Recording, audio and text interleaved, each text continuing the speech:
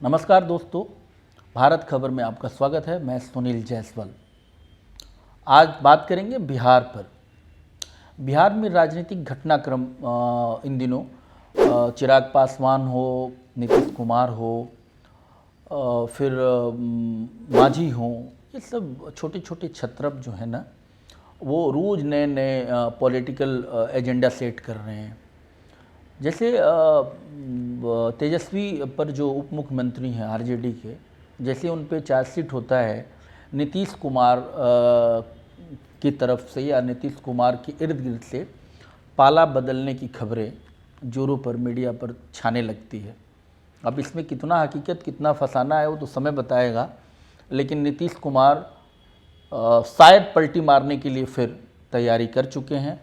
चूँकि जिस तरह से महाराष्ट्र में राजनीतिक परिदृश्य अचानक बदल गया, वैसे ही अचानक बिहार में भी राजनीतिक परिदृश्य बदल जाएगा। शायद सीएम और उप मुख्यमंत्री दोनों बदल जाएंगे। बहुत तेज़ी से घटनाक्रम चल रहा है। चूँकि भाजपा या बीजेपी बिहार को राजनीति को बिहार और यूपी राजनीति और केंद्र की जो सत्ता है, वो सबसे ज़्यादा दौड़ लगाने वाले कोई राज्य है या सबसे ज़्यादा यात्रा करने वाला वो मार्ग कोई है तो इन्हीं दोनों राज्यों से निकल के आता है। एक में तो उत्तर प्रदेश में बड़ा कॉम्पैक्ट है बीजेपी का सिचुएशन और कुछ बदलना नहीं है, वहाँ रिजल्ट वही होना है जो पहले था। लेकिन बिहार में अगर कंटेम्प्रेरी पॉलिटिक्स रह गया, नीतीश और आरजेडी और जेडीयू का गठबंधन बरकरार रह गया और सत्ता और सरकार चलती रही और लोकसभा का चुनाव हुआ, तो इस सेटबैक बीजेपी को लगना तय है। लेकिन उस सेटबैक को नहीं लगने के लिए बीजेपी का प्रयास भी बड़ा ठोस है। क्योंकि चार्जशीट हो गया है तेजस्वी पे, और हो सकता है लालू के दूसरे बेटे जो बड़े हैं तेज प्रताप यादव, वो उप मुख्यमंत्री बन सकते हैं। कोई बड़ी बात नहीं है, ये शायद बिहार में होना है। और हो सकता है मुख्यमंत्री भी बदल जाए, नीतीश फिर मुख्यमंत्री छोड़ने का ड्रामा किसी और सांसद के जैसे मांझी का उन्होंने इस्तेमाल किया था, जीतन राम मांझी का, वैसे ही कोई मांझी की तलाश कर रहे हो अपने सांसदों में या विधायकों में।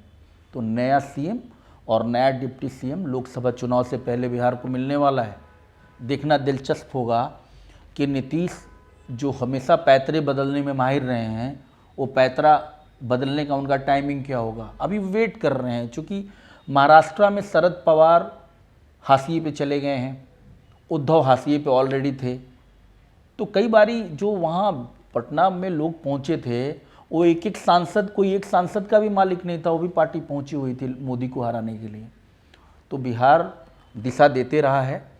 तो इस लोकसभा का चुनाव जो अभी आने वाला है, जो बहुत कम समय रह गया है, वो बिहार से ही तय होगा कि सत्ता में कौन रहेगा। ये सच है।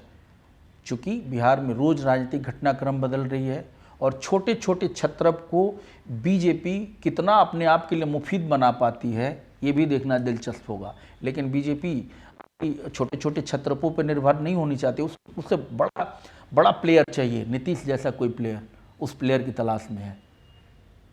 इस अंक के लिए बस इतना ही। फिर किसी और अहम मुद्दे पर आपके सामने होंगे। तब तक के लिए नमस्कार।